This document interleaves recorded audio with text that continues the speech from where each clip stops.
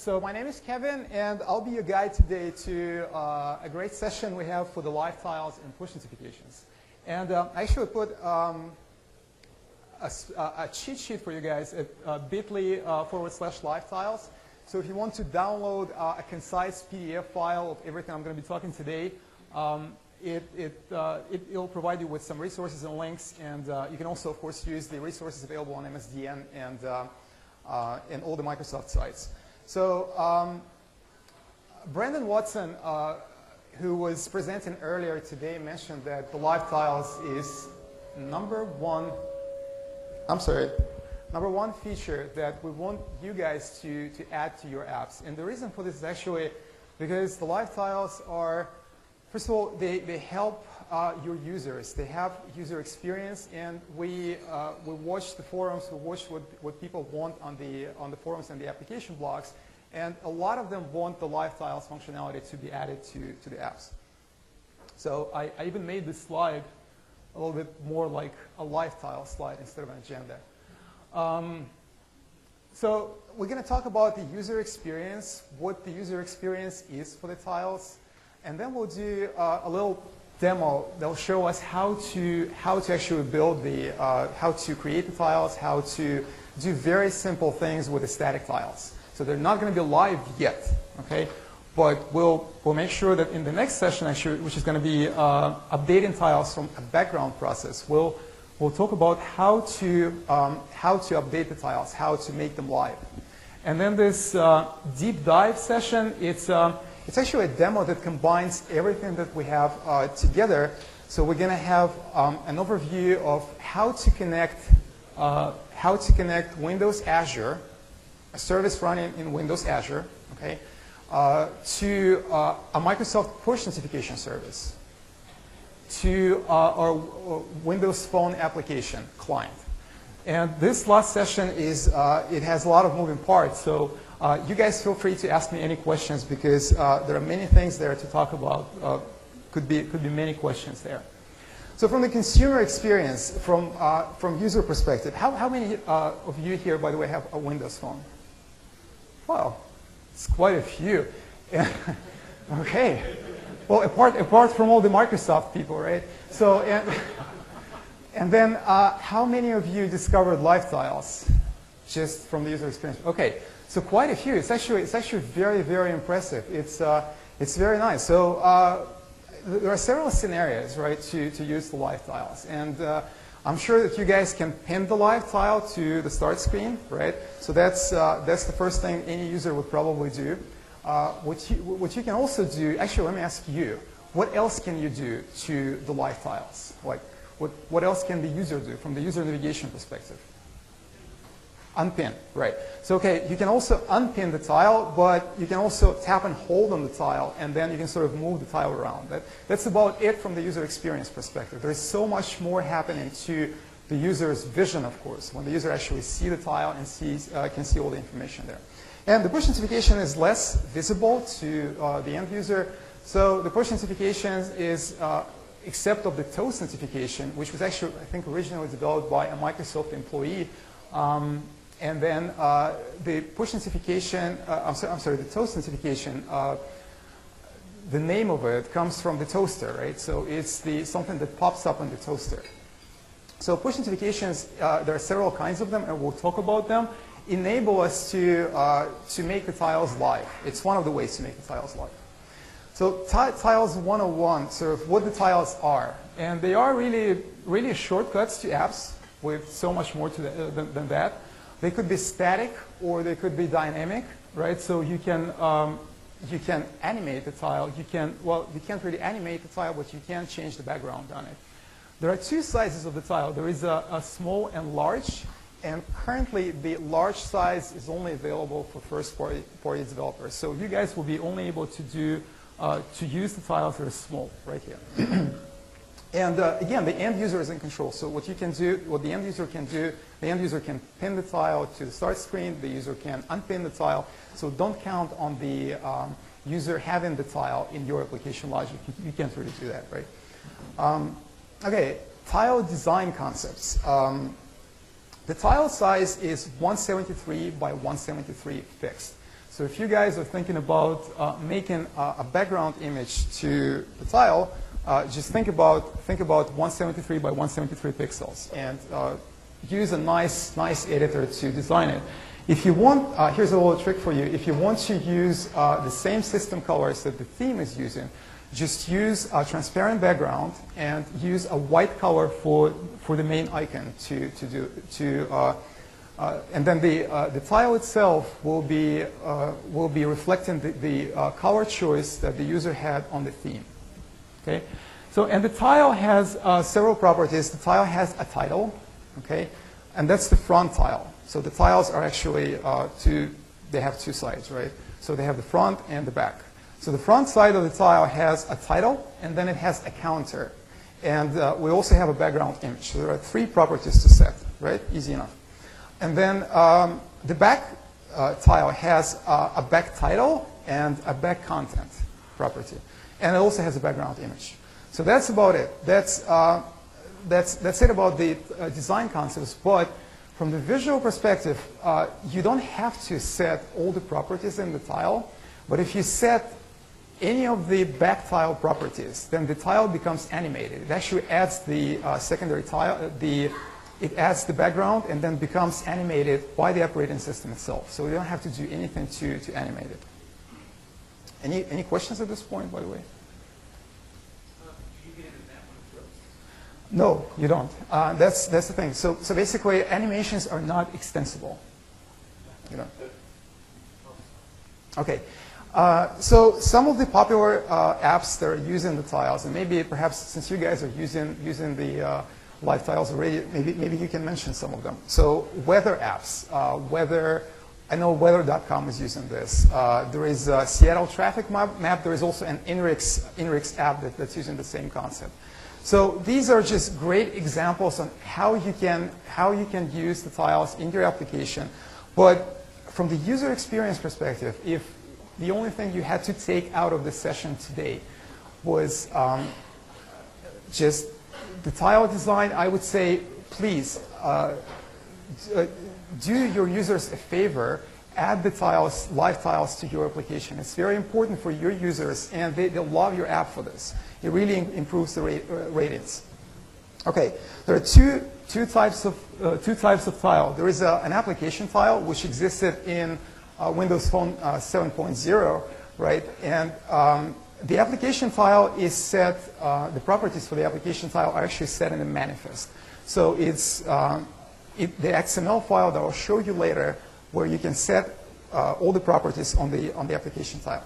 And then the secondary tile is actually something that Windows Phone 7.5 added, and that adds a capability for your app to create extra shortcuts on the start screen. So every secondary tile is an additional tile on the start screen of the app. And again, it's up to your application. Your application can programmatically create these tiles. Okay? And this is just how it may look like from the local tile API update perspective. So again, we can update the tiles in several ways. We can use the local API to do this, or we can use the background service. We can use, for example, a push notification service. But this is just one of the ways to do this. And for the local tile API, my next demo is actually going to explain this, how to do this in the application. Okay. Excellent. Okay, so first of all, since I told you that the main application tile can actually be set in the in the manifest, I'm going to open the manifest file, and this is an XML file. Okay, and I hope you guys can see this background image URI, which sets the content to the background.png. So that's how the main application tile is set, just from the XML. Okay. So let me just launch the app.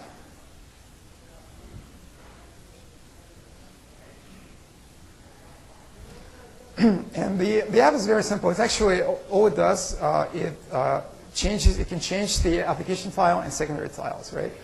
But let's do this first. Let's spin this to start, okay? Because I need to have a way to to show you how the tile changes. Okay.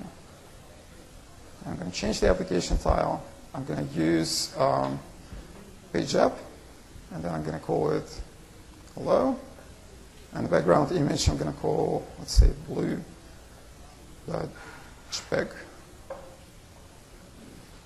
And I'm also going to set the counter to something, let's say 55. By the way, if you set the counter to something more than outside of the boundaries of 1 to 99, it is not going to update it, actually.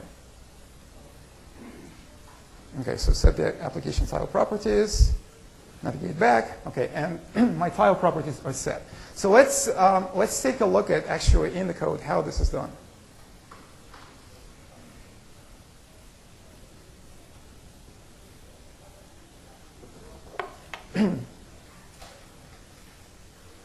Okay, so on the application tile click button, what's happening here is basically, first of all, I'm looking at the first object in the active tiles collection. And the active tiles collection always has the application tile as the first object. So typically, for, from the defense coding perspective, what I would do, I would use a first or default method here. So that's first or default. So that's a safe way to get an element out of the collection if the collection is empty, let's say. But in this case, it's just using the first, right? And then once I have this object, then I'm setting the properties on this object. Let me just scroll here a little bit. And then I'm creating a standard tile data object, right? I set the title, background image count, back title, background image, and back content, and then I update the tile that I discovered. Okay, so that's fairly simple. And so let's do the secondary. Let's change the secondary tile. Now, the secondary tile is actually very interesting because it actually creates the tile, so the user does not have to pin the tile in the front screen. Your app will do this, right? And I'm going to set the background to, let's say, red. Okay, and I'm going to set the count to 66. I'm going to set the back title. So you'll see, you weren't able to see the animation in the previous presentation, right? And this time we'll actually set the back tile as well. So I'm going to set it to the back title to, let's say, back title. Very creatively. And set the background to green. Okay. And then the content, just for you to see what the content is. Okay. I'm going to do display secondary tile. Okay, so the secondary tile was displayed. Actually, it didn't read from my settings because I had to click every button individually. Well, let's wait until it flips. So it had some defaults set on it, and I'll show you the code later.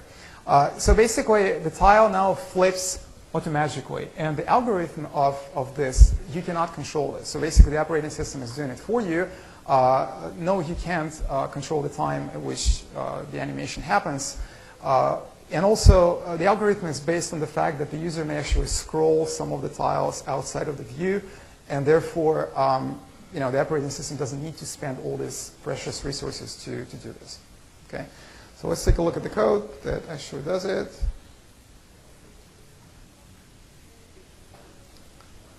Okay, so in this case, it's a little bit more sophisticated, right? And let me show it to you. I'm using fantastic .NET Lambda expression features right here. So it's using a first or default method to navigate from the to find the first tile safely, meaning that it's not going to trigger an exception.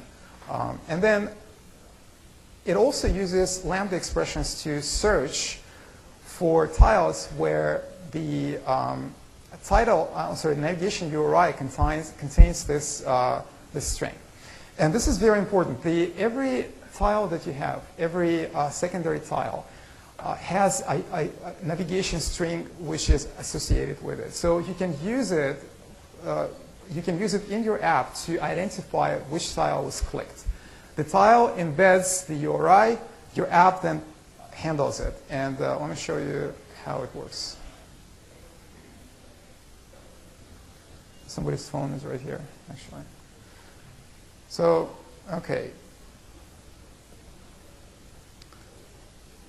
And, okay, sorry. Should probably be on the main. The size of the font is I'm already used to this. I don't know about you guys, but okay, let's just search it.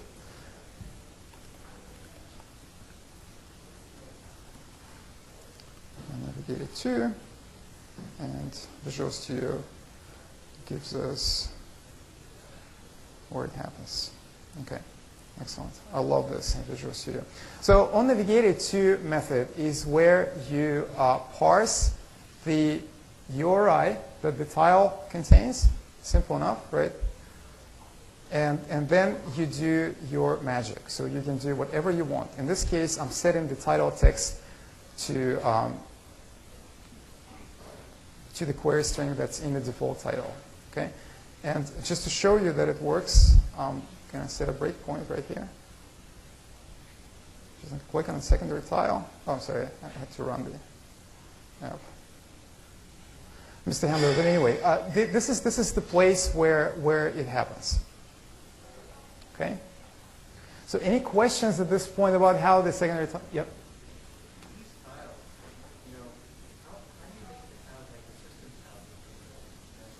Oh, okay, okay. The question was, how can you make the tile like the system tile?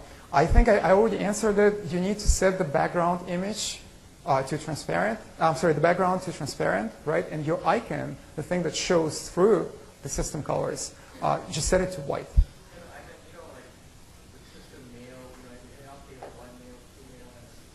Oh, okay. Excellent question. Yes, the question was how to actually set the dynamic data on the tile. We will go through this in the next session, okay, in the next demo, okay? And actually, let me switch to this. Okay, perfect. And first of all, I have to mention tile schedule because it's the easiest way. So we're going to be talking about how to make the tiles live. The tile schedule is the easiest way to update the tiles. It's just a few lines of code, as you'll see later. And there are certain limitations there, though. And again, when I choose between different ways to make tiles live, I usually look at the tile schedule, then I'll look at the background process, local tile API, of course, and then I'll look at push notifications. So like 4 ways to do this, right? So tile schedule is one of them. There are certain restrictions there. The image must come from the web, so it must not be, it shouldn't be a local app store image that you just store in the app itself. It must be a remote URI. And the limitations on the image are that the image is 80K, and it should download in less than 60 seconds. And the minimal recurrence that you can set on this task is 1 hour. So if it's beyond this, you may take a look at something else. And the OS is actually a watchguard here, so the OS can always cancel your schedule. Okay? And this is what it looks like. I hope I made this font large enough for you guys to see. But all I'm doing is I'm creating a new tile schedule. I set the recurrence. You can set the recurrence to 1 time or hourly, or I think there are larger intervals there. And then I'm setting the start time to whatever I want. And the image URI is so important that it's remote that they even made it into a remote image URI, so that you remember that it has to be remote. And this will update the tile for you. Okay. Now, if you need to do something more sophisticated, and this is actually something that Kenny mentioned in his previous presentation, he mentioned that yes, you can use the background agent from to update the tiles. And in 7.0, there were only 2 ways to do this. You could use push notification, or you can use a tile schedule, the object that I've shown you before, right? The 7.5 Mango adds a background agent, and it's a great solution. Just use it, and I'll show you how to do this. Okay? So it's going to be an interesting demo. You'll see some other things. Okay. If you were curious, for instance, how to add the background agent to the project, I'm going to start from the start. Okay, this is actually a very interesting application template. It's used across MSDN to show you guys also how to use a local SQL server on the a local SQL storage on the Windows Phone, and it has view models and all kinds of cool stuff. But we also use it to show you the live tiles update for the background agent.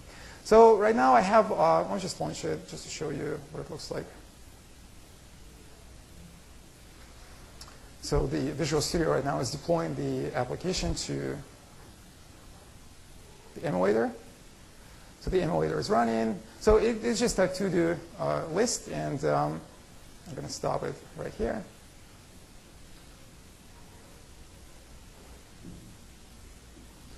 Okay, and so it has a very interesting thing here. It has a business logic tier, an additional DLL, an additional project, which definitely makes sense because we are not going to be just using one executable file. We will have an additional background agent process in our application. So I'm going to add a new project from scratch. Right? And the project is going to be of the type Windows Phone schedule task.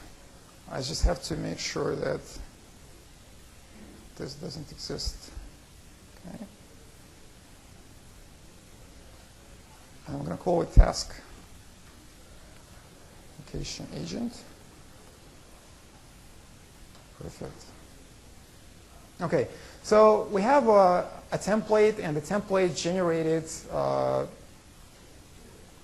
a background agent for you, and it has this onInvoke method, which is the core thing that the background agent is all about. It basically is called every time the background agent is running. Okay, so but does my main project, the to-do list, know right now at this point that it has a background agent? It has no idea actually. So if I just go to the app manifest file, there's nothing in here. No reference to the background agent. But as soon as I add the reference to the background agent, task location agent, so the Visual Studio, the manifest file is actually reloaded at this point, and watch what happens. So there is an extended task here, and this is how the operating system knows that two projects are actually linked.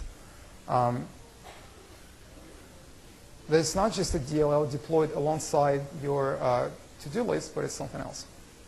I'm going to add a couple of things here. So I'm going to add my business logic here. This is where the business logic comes handy, because you want to share sort of your business logic between your background agent and your main executable. Do it through another DLL. Okay. And then I'm going to add a couple of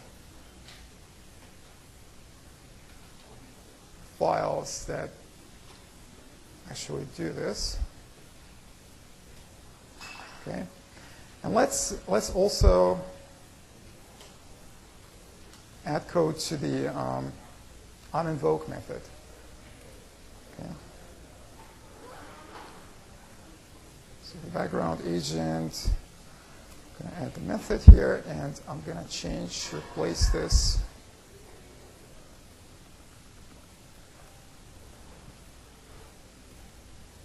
Okay, excellent. Just one little thing I need to do. I need to add a reference to my business logic,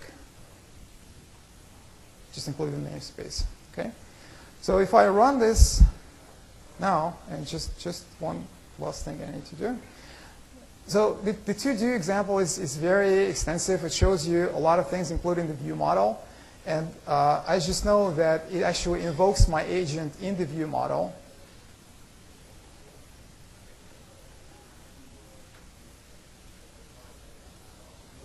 So I'm going to look up the method where it does it. And it's right here. And I'm going to set a breakpoint in the method that actually Kenny showed this previously to you, the launch for test method that sort of allows you to trick and launch the background process earlier than what you would normally do as a marketplace application. So I'm going to set it to 30 seconds. Okay, let's compile it and see what happens. Just going to deploy the app. And okay, so the way this to-do list works is I create some projects that are like containers for tasks, basically. And the idea here is that I want to have a tile for each project on my start screen. Makes sense, right? And every time the task is added to it, I want to have the tiles updated. So the background agent is going to be doing this job, right? So I'm going to add a project called red. Okay, and I'm going to add a project called blue.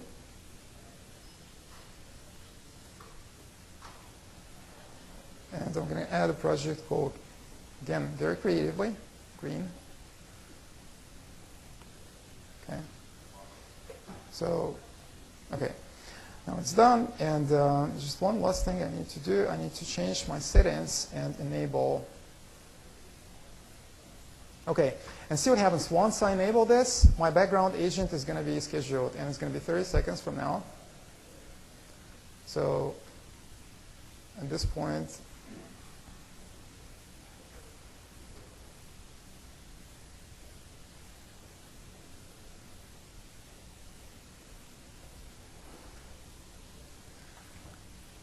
I need to pin the tiles to the front screen because we didn't have the tiles pinned. Okay, so I'm going to add the red. Actually, the way to do this is just clicking through the navigation stack. It's easier. And then another one, and oops, the green. Okay. So at some point, these tiles will be updated, but just to make sure that the background agent is actually running, I think Kenny showed this to you as well. You just go to the application task and you see that Tidy has a background agent on. It's hard to see on the screen. I'm sorry about that, but there's no way to sort of zoom in to the font. And I'll just do one more thing. I'm going to pin the main tile to start as well. Okay, and at some point the tiles are going to update. Oops. Not updating right now. What could it be? All right.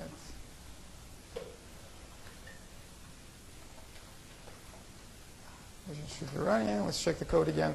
So again, the code should be doing the update. I'm just going to set a breakpoint here. That's great about the Visual Studio, isn't it? It's you can always set a breakpoint and it'll always work. It's amazing. Yeah, the project has all the references. That's what's interesting about it.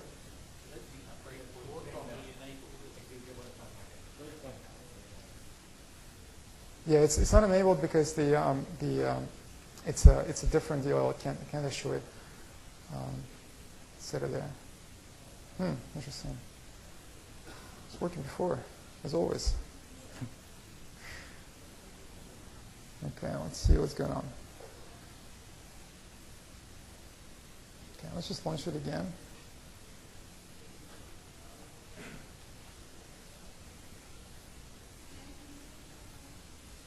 So I still have my projects right there. There's something in the settings of the projects.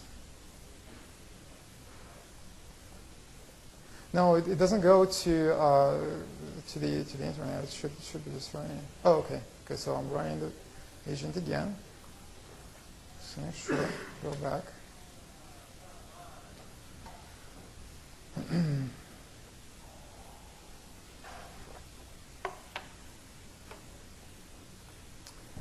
Interesting.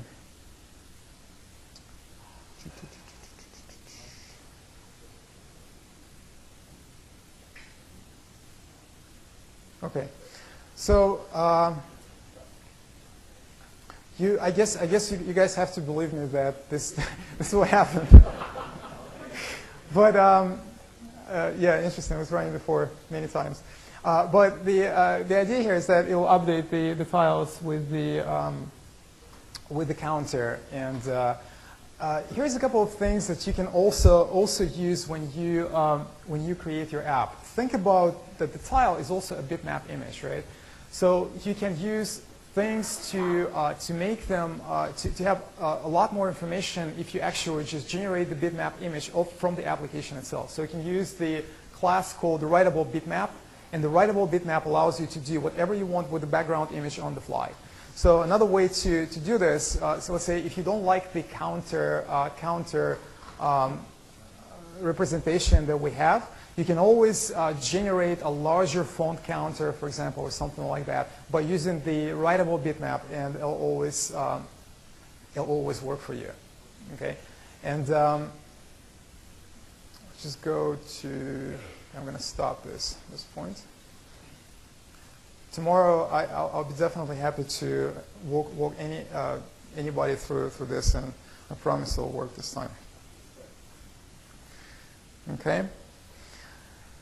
So, okay, and I also did some changes to the presentation here. I actually made this blue because this is about push notification. It's also about really about using the cloud. So I hope you get the idea here. Push notifications. The main things. Yeah, go ahead.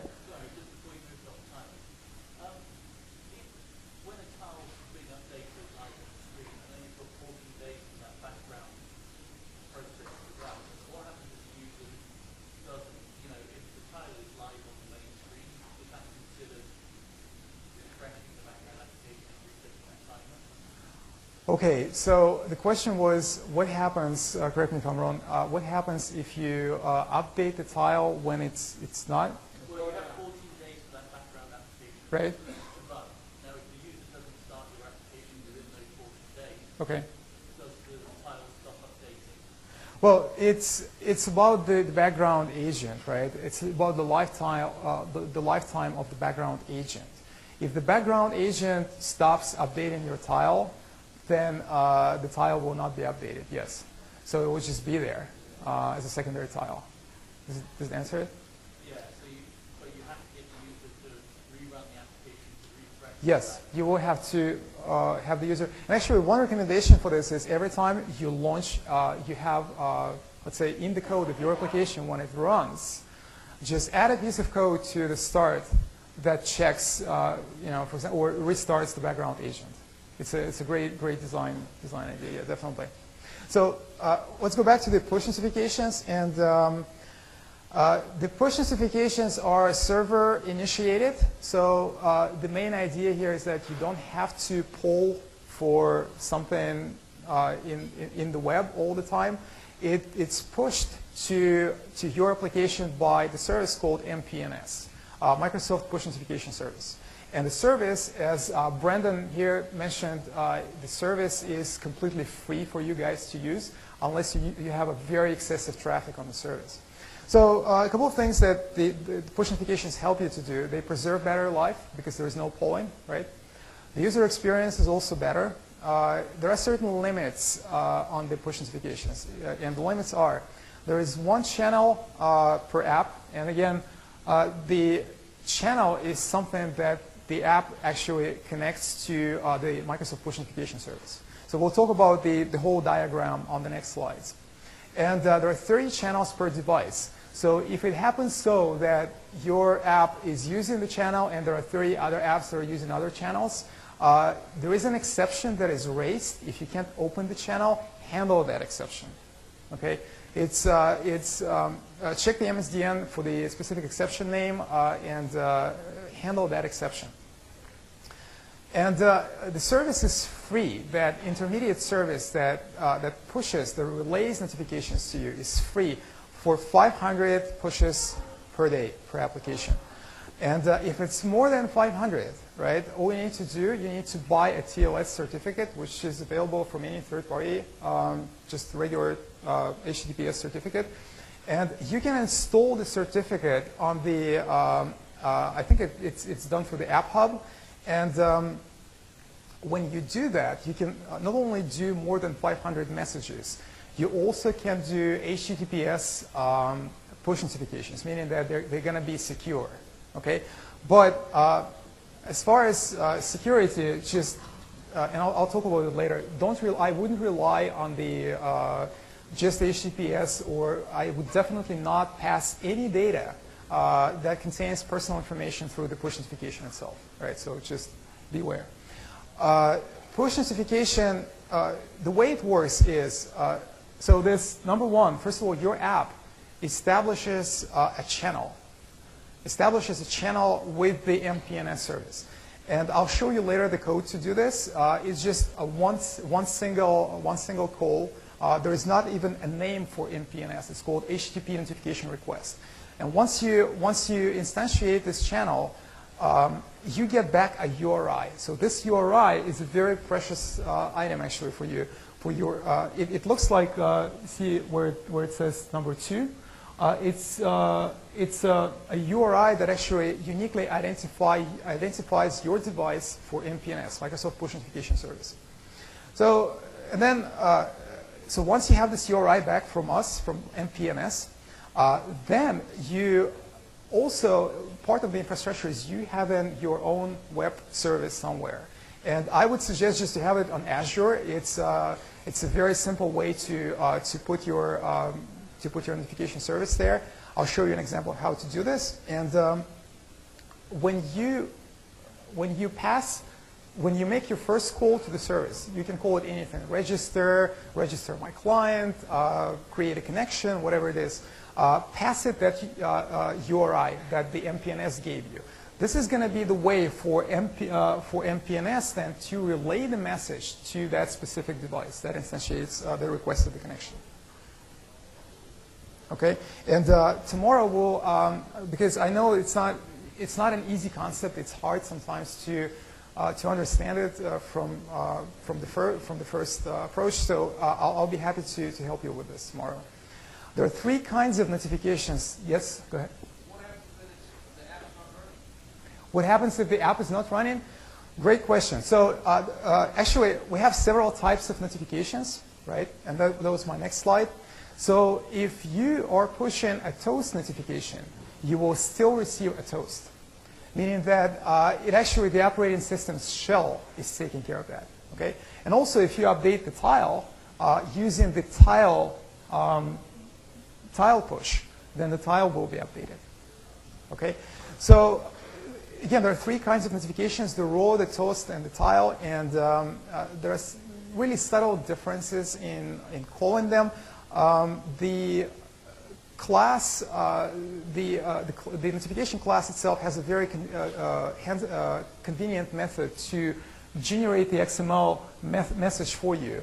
And let me just show you how this is done. Okay, so this is implementing a push notification in a very simple way, really. It's all you do, you just create a channel called HTTP notification channel, and then you add an event handler to handle the event on when the URI will be returned back to you by the Microsoft Push Notification Service. You open the channel. At this point, Microsoft Push Notification Service is doing its job by actually grabbing whatever information it needs from your device and then giving you the URI back on the notification channel URI updated event.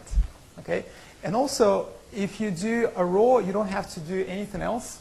If you do a toast notification, you need to say channel bind to shell toast. Okay, and if you do the tile, you need to say bind to shell tile.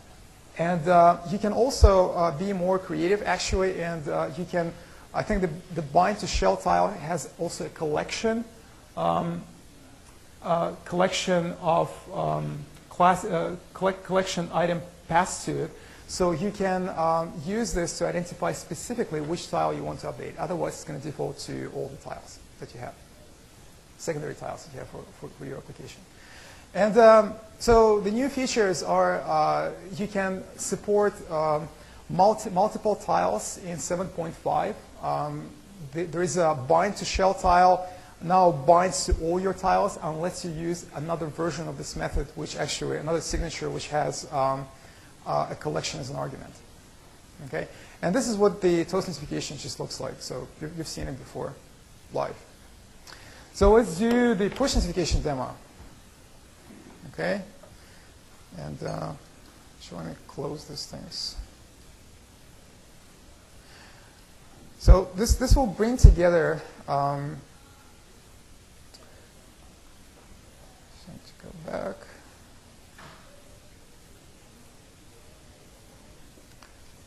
Oops. And this is a Windows Azure project. Actually, I did it wrong. Does anybody know what did I do wrong right now? No? No idea, right? I opened the Visual Studio just by double-clicking on the project. For Azure projects, you need to run Visual Studio as an administrator. So I'm going to run Visual Studio as an administrator. And I'm going to open this project now the right way. So when you want to create an Azure service, so you get the idea, right? So we have three components. We have your Windows Phone. We have your cloud-based or hosted service that does all the logic, business logic, whatever it needs to do. And we also have a relaying service, MPNS. So your phone calls, first obtains something, which is called the URI from the MPNS, and then calls your web service, and your web service then calls actually MPNS to relay the message to your phone. Okay? And if you want to create a project for Azure, just simply go to New Project. This is how this one was created. Cloud, and it has Windows Azure Project. You guys can see this. Okay? And it will create a project which contains the three items, and then you choose what type of Azure project you want to actually build. In this case, we're building a WCF service. So WCF service is sort of like a headless service that is doing things without actually being a website or something like that, right? So, and I created an interface here. So the interface has this method called register. And the register method is something that I mentioned to you before, that you want to pass the URI to this method so that the service can relay it back to, through MPNS back to your phone. Okay? And I have also a couple of methods here. One of them is send raw, then another one send toast, and then send tile update. One thing I would recommend for this, and actually you can find it on that Bitly live tiles link that I gave you at the beginning of the presentation with the cheat sheet. There are several ways, of course, to make all these calls, but we have a recipe created by Microsoft employees, and it's called Windows Phone Recipes Push Notifications Library. And this library encapsulates a lot of methods and patterns that you can use instead of just parsing the HTTP requests. And it also has very interesting patterns, such as, for example, let's say, what happens if the user doesn't have the secondary tile pinned into the application and you want to change it. So this library is smart enough to have a pattern that allows you to pop a toast without writing a single line of code, a toast message suggesting to the user to pin the secondary tile to the front screen, which is really cool. So again, if you just search on MSDN for Microsoft Windows Phone Recipe Notification Library, you'll find it.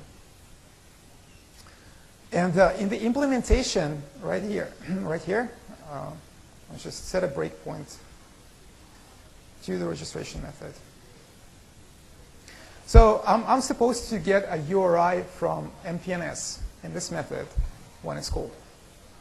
And let's wait until Visual Studio does all this stuff. So at this point, I have the push notification service built and running at this URL. You can always check the WSDL. Sorry, the WCF service. So the WSDL is the XML that describes what the service is. Okay. Now let's open another project. So we have part of our infrastructure that we planned, right? Part of the infrastructure already running, which is our Windows Azure thing. And let's open our Windows Phone app. So the library this solution is using that library, that recipe stack, and I actually referenced it in the solution. So it's right here. It's using the source, but you can also get the binary for the latest and greatest. Okay. So let's launch the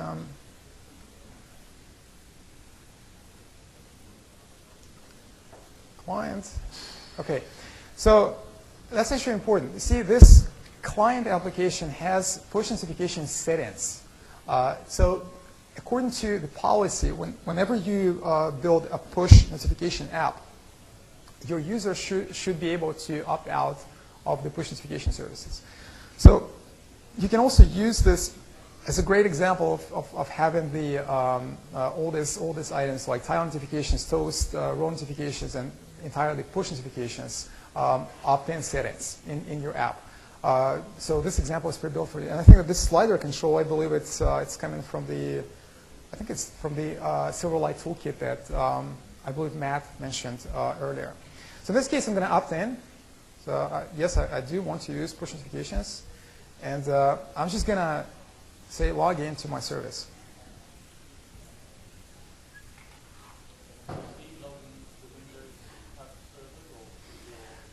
Yeah, I'm logging into my web service. So the web service register method should be called at this point. And I'm going to launch another client. Actually, if you guys know this WCF test client, it's also a great way to test services. Yeah. So that's right. So yeah, you can see that my service is running right now, and it has all these methods exposed. But I also have a convenience helper app here to help me with this. It's a WPF app, which all it does is just registers and sends messages, basically. So I'm gonna.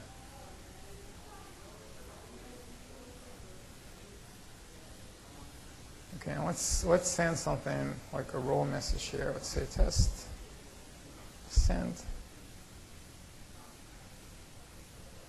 Oh, something is not right here.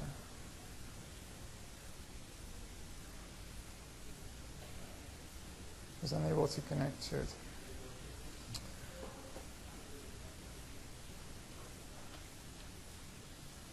I'm going to restart the service again. Actually, I had a hint for this because it didn't register the service. It didn't call the registration method. Okay, it's running. And okay.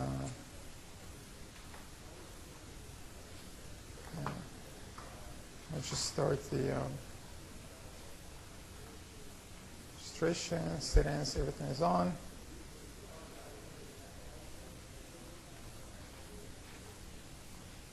Okay. And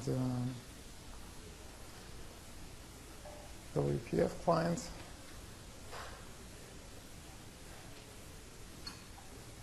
So the raw message again, let's do a test. No, it doesn't like it. Ooh, what do I do?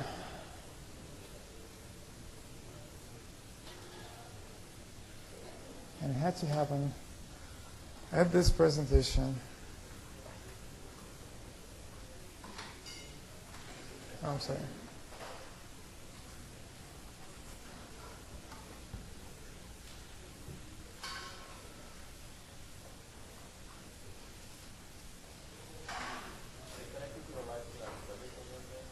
Yeah, that's.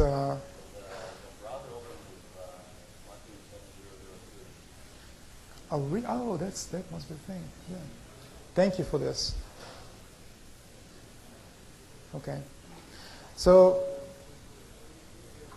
okay, let's shut down. Thank you.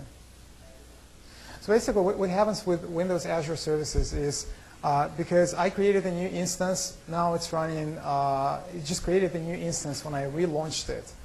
So my first instance though, it's still running and I can actually reconnect to it.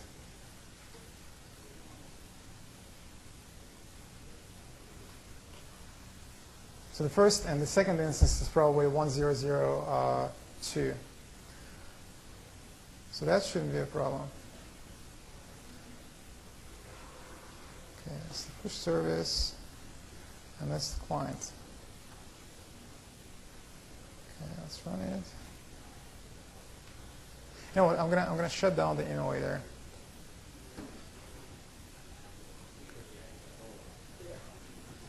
You sure? So if you believe me that if I tell you that it's actually going to send the messages. But I can show you right now. Oh, let's try until let's try it one more time, and then I'll move on. What kind of certificates do you need on the back end? What kind of? I'm sorry. What was the question? What kind of certificates do you need on the back end to be able to push the message? You don't need any certificates on the back end. The question was, what kind of certificates do you need on the back end to push? The answer is you do not need any certificate unless you are you're really heavy in bandwidth and you push in more than 500 messages. Okay. 500 just 5 per day. Any type of message. Yeah, there's no way to actually no. It will count all of them. Okay. Yes, per device, per app. And what's the length of the message? Okay, so the messages are, the question was, what's the length of message? So for the raw message, the size of the message is 1K, 1 kilobyte. If you have a lot of data to push through this message, just use your backend service to pass whatever information you need. Don't rely on just having everything in the message itself. It's a very small, it's supposed to be a very small unit of information really. And the tile message is constrained by the size of the XML schema basically. So there's just a few elements there like the background tile and such.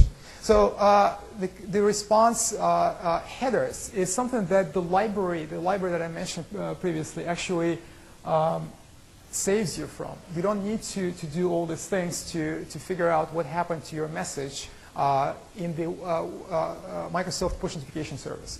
And there are 3 messages, 3 results returned. There is a notification status, device connection status, and the subscription status. So this is what the MPNS returns back to WCF, to your Azure service, right? This is, and based on this information, you could derive something logical. For example, if the notification status is suppressed, device connection status is connected, and the subscription is active, it probably means what? It probably means actually that the secondary tile is not pinned to the screen when you did the tile push. Okay, so the push recipe library actually saves you from knowing all these things, and it just has a Boolean property that you can check.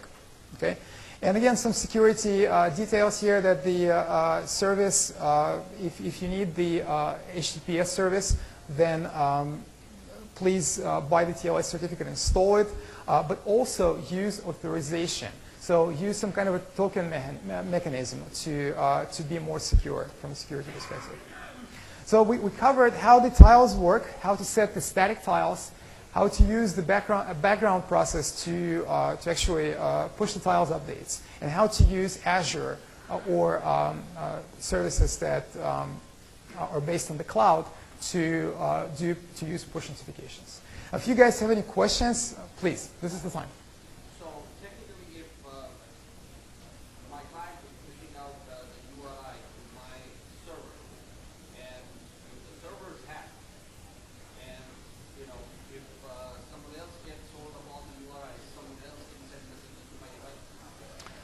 The question was if your client pushes.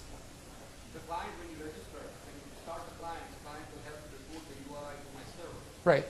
That's the only way the server can use the MPLS to push the message out.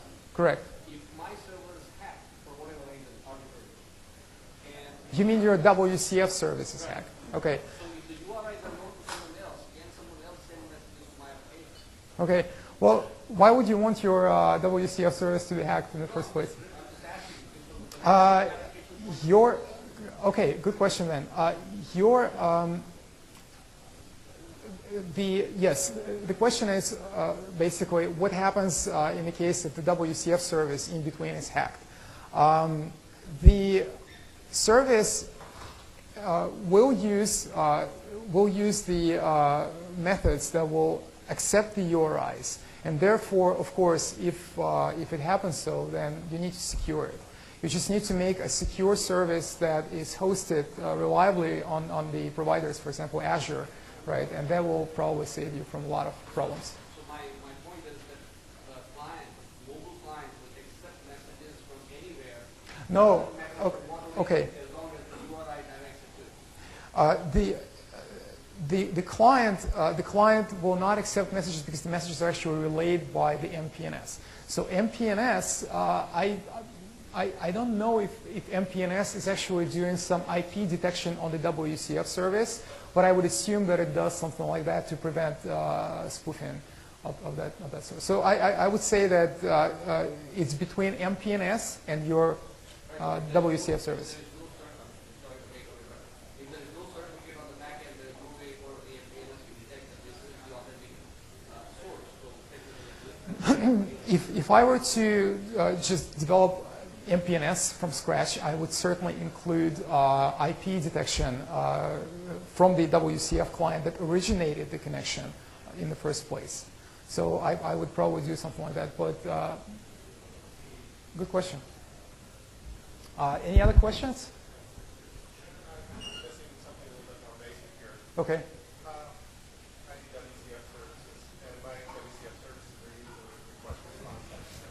Okay.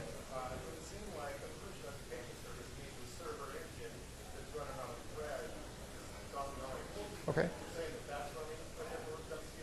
Well, WCF services are actually stateless, right? I mean, by design, usually it's a good idea to have WCF services stateless, meaning that they should not have probably an active thread doing some stuff. The question was what's driving the push, right? Okay, so let's again revisit this. So the push originates on your Windows Phone device by your application requesting a channel from MPNS.